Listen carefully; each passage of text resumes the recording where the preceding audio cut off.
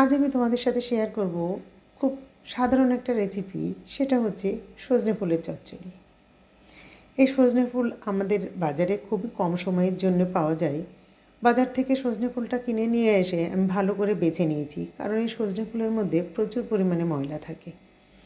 তারপরে আমি সজনে ফুলটাকে 10 মিনিটের জন্য গরম জলে ভিজিয়ে রেখেছিলাম, যাতে এই ফুলের মধ্যে যদি কোনো পোকামাকড় থাকে তাহলে সেটা বেরিয়ে যায়। এবারে সজনে ফুলটাকে জল ঝরিয়ে নিয়ে সাইডে রেখে দেব। গ্যাসে একটা কড়াই বসিয়ে দিয়ে কড়াইটা গরম হয়ে গেলে সাদা তেল দিয়ে সেটাকে আমি শুকনো লঙ্কা আর গোটা জিরে ফোড়ন দিলাম।